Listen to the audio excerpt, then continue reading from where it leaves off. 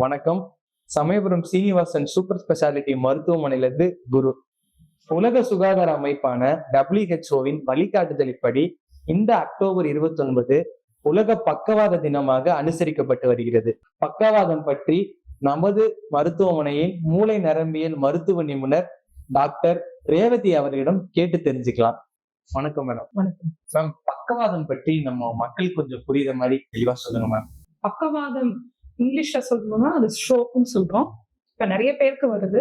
எதனால வருது அப்படின்னு பாத்தீங்கன்னா, பக்கவாதம் மூளைக்கு போற ரத்த குழாய் அடைப்பு ஏற்படுறதுனால இல்லாட்டி ரத்த கசிவு ஏற்படுறதுனால பக்கவாதம் வரலாம். இந்த பக்கவாதம் எவ்வளவு பேருக்கு அஃபெக்ட் ஆகுது அப்படின்னு பாத்தீங்கன்னா, ஒரு வருஷத்துக்கு 15 லட்சம் பேருக்கு அஃபெக்ட் ஆகுது. எதனால இதை பத்தி தெரிஞ்சுக்கணும் அப்படின்னா, எக்கனாமிக் பர்டன், அதாவது டிசபிலிட்டி. ஏன்னா பக்கவாதம் தான் என்ன ஆகும், நடக்க முடியாது, பேச முடியாது, அவங்களால அவங்க தேவைகளை செஞ்சுக்க முடியாது. அப்போ அவங்க குடும்பத்துக்கு ஒரு பாரமா கருதப்படுவாங்க. ஏன்னா அவங்களுக்கான சிகிச்சை, அவங்கள பாத்துக்கிறதுக்கான இதெல்லாம் பார்க்கணும். இப்ப இருக்க வேகமா ஓடக்கூடிய உலகத்துல பக்கவாதம் கஷ்டப்படுறது ரொம்ப எக்கனாமிக்கலாவே ரொம்ப கஷ்டமா இருக்கும். மருத்துவ செலவாகட்டும், அவங்களுக்கு இன்ஃபெக்ஷன் வரும். ஏன்னா படுக்கையிலே இருக்கனால படுக்க புண் வரலாம், யூரினரி இன்ஃபெக்ஷன் வரலாம், சளி பிடிக்கலாம், அதுக்கான சிகிச்சை, அதுக்கான செலவுகள். அதனால பக்கவாதம் வராம இருக்கிறது தான் நல்லது. மேம், இந்த பக்கவாதம் யார் யாருக்கெல்லாம் நம்ம வரலாம்? இந்த பக்கவாதம் ரெண்டா பிரிக்கலாம். அதாவது பீடியாட்ரிக் ஸ்ட்ரோக்னு சொல்லுவாங்க, குழந்தைங்களுக்கான வரக்கூடிய பக்கவாதம்னு சொல்லுவாங்க. வயதானவர்களுக்கு வராத பக்கவாதம் சொல்லுவாங்க. குழந்தைங்களுக்கு நிறைய காரணங்கள் இருக்கலாம். ரத்த கெமிக்கல்ஸ், அதாவது ரத்தத்துல இருக்கிற சில குறைபாடுனால வரலாம் அவங்களுக்கு. பெரியவங்களுக்குன்னு எடுத்தீங்கன்னா, மோஸ்ட் காமன் அதிகமான உயர் ரத்த அழுத்தம், சர்க்கரை நோய், கொழுப்பு சத்து அதிகமா இருக்கிறவங்களுக்கு, டிராமா, அதாவது சாலை விபத்து ஏற்படுறவங்களுக்கு, இந்த மாதிரி இருக்கவங்களுக்கு இந்த பக்கவாதம் வரலாம். பக்கவாதம்னா ஒரு டிசீஸ் தானே, இல்ல அதுல நிறைய வெரைட்டிஸ் இருக்காம? பக்கவாதம்ன்றது ரெண்டு டைப்பா பிரிக்கலாம். ஒண்ணு ரத்த குழாய் அடைப்புனால, அது பேர் இஸ்கெமிக் ஸ்ட்ரோக்னு சொல்லுவாங்க. ரத்த கசிவுனால வருது ஹெமரேஜிக் ஸ்ட்ரோக்னு சொல்லுவாங்க. எதுக்கு இது ரெண்டும் நம்ம தெரிஞ்சுக்கணும்? இதை ஸ்கேன் எடுத்து மூலமா தான் பிரிக்க முடியும். இஸ்கெமிக்கா, ஹெமரேஜிக், அதாவது ரத்த குழாய் அடைப்பா, ரத்த கசிவான. எதுக்கு தெரிஞ்சுக்கணும் அப்படின்னா, ரெண்டுத்துக்கான வைத்திய முறைகளும் வேற வேற. அடைப்புனா ஊசி போடணும், ரத்த குழாய் கசிவுன்னா அதுக்கான வைத்திய முறை வேறையா இருக்கும். ரெண்டாவது பெருமூளை பக்கவாதம்னு இருக்கு, சிறுமூளை பக்கவாதம். சிறுமூளைன்றது செரிபெல்லம் சொல்லுவோம். அதுலயும் நம்மளுக்கு பக்கவாதம் மாதிரி வரலாம். சிறுமூளை அடைப்பு, அதனால வரலாம். பெருமூளைன்னா ஆன்டி செரிப்ரல் அப்படின்னு சொல்லுவோம், அதனாலயும் பக்கவாதம் வரலாம். பக்கவாதத்துக்கான அறிகுறிகள் என்னென்ன? பக்கவாதம்ன்றது அறிகுறிகள் எந்த மூளையை பாதிக்குதோ அதுக்கேத்த மாதிரி வரும். இப்ப பெருமூளை பாதிப்பா இருந்துச்சுன்னா, செரிப்ரல் அப்படின்னு எடுத்தா அவங்களுக்கு பேச்சு வராது, கை கால் செயலிழந்து போகலாம், பார்வை குறைபாடு வரலாம், முகவாதம் வரலாம். சரிங்களா? இது எப்படி இந்த ஸ்ட்ரோக் டே அப்படின்றதுல தீம் எப்படி அப்படின்னா, பி ஃபாஸ்ட் அப்படின்னு வச்சிருக்காங்க. பின்றது பேலன்ஸ். இது சிறுமூளை பாதிப்புல வராது. பேலன்ஸ்னா நல்லா நடந்து போக முடியாது, அவங்க தள்ளாடி நடப்பாங்க, அது பேலன்ஸ் குறைபாடுனால அடுத்தது ஈன்றது ஐ விஷன். அப்ப சிலவங்களுக்கு பார்வையற்று போறாங்க இல்லையா, திடீர்னு பார்வை இல்லாம போறதோ, இல்ல ஒரு சைட் பார்வை தெரியாம போறதோ, அதுவும் பக்கவாதத்துக்கான அறிகுறிகள். அடுத்து எஃப்ன்றது ஃபேஷியல் குரூப், அதாவது முக பக்கவாதம், வாய் கோணலா போயிடும், அதுதான் ஃபேஷியல் இதுன்னு சொல்றாங்க. ஆம் ஏன்றது ஆம்னா கை கால் வராம போறது, ஆம் வீக்னஸ், பலகீனம், அவங்களால கை பிடிக்க முடியாது, நடக்க முடியாது, கை கால் செயலிழந்து போகுது. அடுத்தது எஸ், ஃபாஸ்ட்க்கு எஸ் ஸ்லரிங்ஸ், பேச்சு தடுமாற்றம், வாய் குளறுதல் சொல்லுவாங்க. கை கால் வராம வாய் குளறுதல்ன்றது ஒரு அறிகுறியா இருக்கும். டீன்றது டைம். எதுக்காக டைம் அப்படின்னு சொல்றோம்னா, எவ்வளவுக்கு எவ்வளவு மூளை நரம்பு நியூரான்ஸ் அப்படின்றத பாதுகாக்கணும் அப்படின்னா டைமுக்கு ஆக்ட் ஆகணும். இந்த டைம் எதுக்கு சொல்றாங்க அப்படின்னா, 4 மணி நேரத்துக்குள்ள ஒரு மருத்துவமனை, அந்த மருத்துவமனையில எம்ஆர்ஐ ஸ்கேன், மூளை நரம்புகள் துறையில சேர்ந்தவங்க இருந்து அந்த இடத்துக்கு போய் 4 மணி நேரத்துக்குள்ள ரீச் ஆனா அதுக்கான மருந்து கொடுக்க முடியும். அதுக்காக நம்ம தெரிஞ்சுக்கணும். சோ பி ஃபாஸ்ட்ன்றது எல்லாருக்கும் தெரிய வேண்டிய ஒரு விஷயமாக இந்த மூலமா நம்ம தெரியப்படுத்துறோம். மேம், பக்கவாதத்துக்கான சிகிச்சைகள் என்னென்ன நம்ம ஹாஸ்பிட்டல் இருக்கு மேம்? பக்கவாதத்துக்கான சிகிச்சைன்னு பாத்தீங்கன்னா, நம்மள்ட்ட சிடி ஸ்கேன் இருக்கு, எம்ஆர்ஐ ஸ்கேன் இருக்கு, மருத்துவ நிபுணர்களும் இருக்காங்க, அதாவது மருத்துவ பிரிவுலயும் இருக்காங்க, அறுவை சிகிச்சை பிரிவுலையும் இருக்காங்க. சோ இந்த மாதிரி டீம்ல இருக்கிற ஹாஸ்பிட்டலுக்கு வரப்போது நம்ம உடனே சிடி ஸ்கேன் எடுத்து பார்ப்போம். அதுல வந்து நம்ம முதல்ல சொன்ன மாதிரி இஸ்கீமிக்கா ஹெமரேஜிக்கா, அதாவது ரத்த குழாய் அடைப்புனாலேயா ரத்த கசிவுனாலேயான்றது ஃபர்ஸ்ட் கண்டுபிடிச்சிருவோம். இப்போ அந்த நேரத்துக்கு 4 மணி நேரத்துக்குள்ளார வந்தா டினக்டாக்ளேஸ் அல்டிக்ளேஸ் அப்படின்னு 2 மருந்து இருக்கு.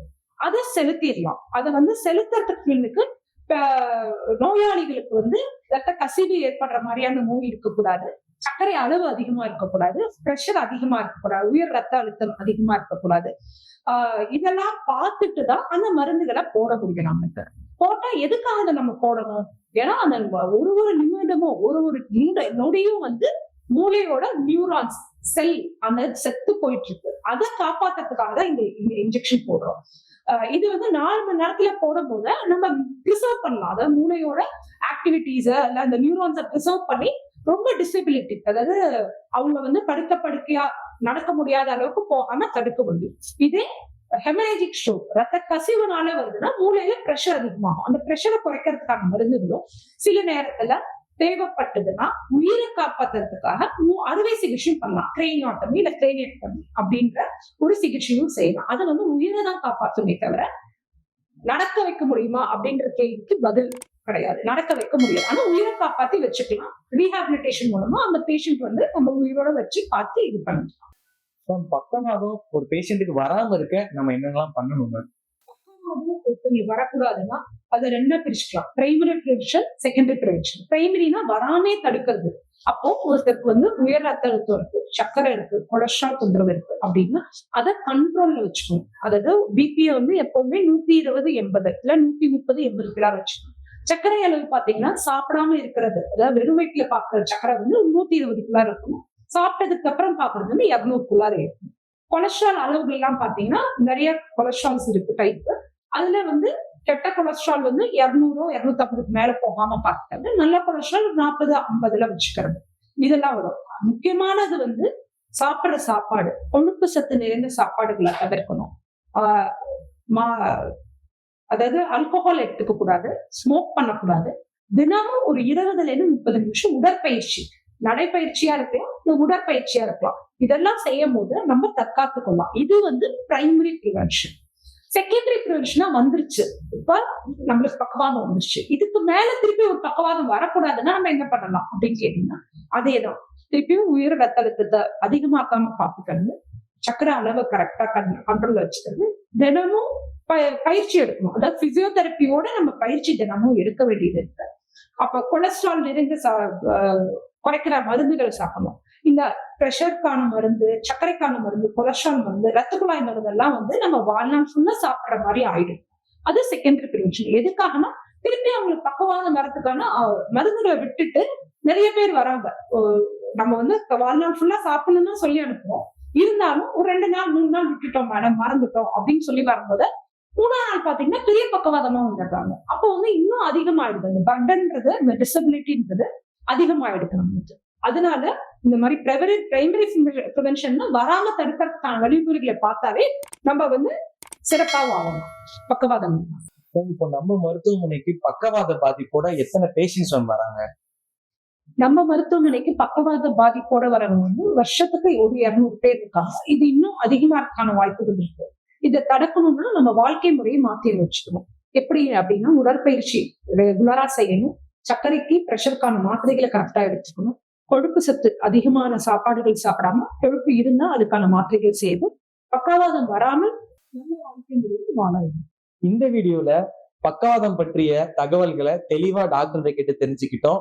பக்கவாதத்துக்கான ட்ரீட்மெண்ட் அண்ட் கன்சல்டேஷனுக்கு சமயபுரம் சீனிவாசன் சூப்பர் ஸ்பெஷாலிட்டி மருத்துவமனையை அணுகுங்க. கான்டாக்ட் டீடைல் டிஸ்கிரிப்ஷன்ல இருக்கு. உங்களிடமிருந்து விடைபெறுவது Samayapuram Srinivasan super speciality hospital இருந்து குரு மற்றும் மூளை நரம்பியல் துறை மருத்துவ நிபுணர் டாக்டர் ரேவதி. நன்றி.